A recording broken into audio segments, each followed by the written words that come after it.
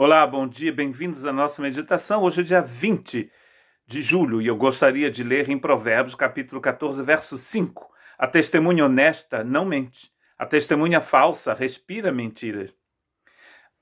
Estamos aqui no âmbito da Corte de Justiça e uma pessoa é chamada para testemunhar e ela vai dar falso testemunho. O texto parece muito simples, uma testemunha honesta não mente. O interessante é que a testemunha falsa respira mentiras. Ela não só fala mentira, mas ela respira. Porque o que ela fala vem do coração dela, vem do modo de vida que ela tem. Ninguém pode dar aquilo que ele não tem. Quando uma pessoa mente, é porque o coração dela é cheio de mentiras. A mentira é algo tão terrível que os textos do Novo Testamento nos dizem que o mentiroso não herdará o reino dos céus. Não haverá mentira no reino de Deus, nem agora e nem depois.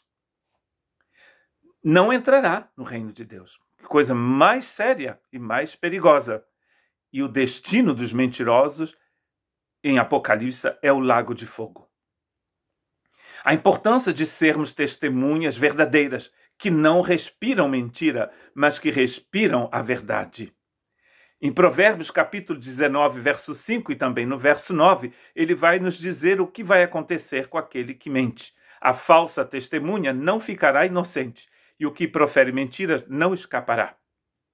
E ele vai, usando a mesma fórmula, ele vai dizer no verso 9 do mesmo capítulo que a falsa testemunha, aquele que profere mentiras, perecerá e não ficará impune. Lago de fogo em Apocalipse e não ficar impune aqui e sofrer as consequências do falso testemunho que a gente dá.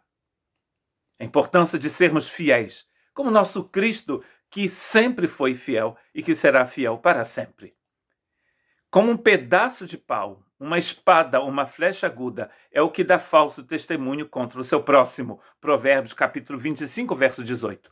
A gente viu também na meditação de ontem que a gente pode utilizar uma arma contra os outros, e esta arma mal utilizada será um perigo contra nós, contra a pessoa que utiliza a arma. Aqui ele vai ter um pedaço de pau, uma flecha aguda, uma espada. É isso que é um falso testemunho, uma mentira, é uma arma contra o nosso próximo. Tudo que utilizamos contra alguém, utilizamos contra a gente. Porque, na verdade, você só pode dar aquilo que você tem.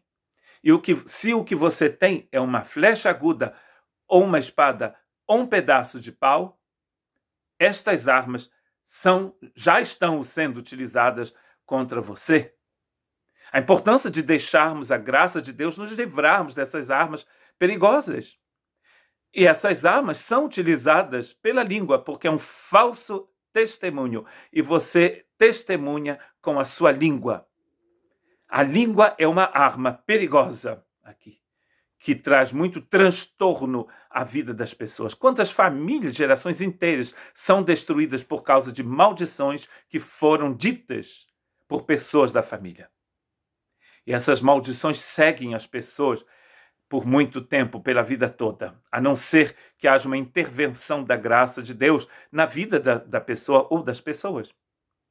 A palavra testemunho no Novo Testamento é a palavra martires, que mais você vai indo na direção do final da Bíblia e de Apocalipse, você vai ver que ela vai se tornar sinônimo do que nós chamamos hoje mártir. Mas ela era simplesmente a palavra testemunha, o verbo testemunhar. Vocês receberão poder quando o Espírito Santo descer sobre vocês e serão minhas testemunhas em toda parte. Em Jerusalém, em toda a Judeia, em Samaria e nos lugares mais distantes da terra. Atos 1, 8. Uma palavra de Jesus. Jesus utilizando a palavra mártires, testemunha. A testemunha aqui é aquele que proclama Cristo, que fala de Cristo. Na rua, no bairro, na cidade, na província, no estado, no município, antes no estado, no país e no mundo todo. Ao mesmo tempo, nós estamos testemunhando de Cristo, falando a verdade, anunciando aquele que disse, eu sou a verdade. E esse mesmo Cristo que diz que ele é a verdade, em Apocalipse, capítulo 3, verso 14, falando a uma igreja rebelde que havia deixado Cristo do lado de fora, porque ele diz a esta igreja: eu estou à porta e bato, eis que estou à porta e bato. Apocalipse 3, 20. E aqui no mesmo texto, em Apocalipse 3, verso 14, ele diz a esta igreja: escreva esta carta ao anjo da igreja de Laodiceia. Esta é a mensagem daquele que é o Amém, o testemunha fiel, a verdadeira origem da criação de Deus. O testemunho fiel, a verdadeira origem da criação de Deus. Cristo é eternamente uma testemunha fiel. E você?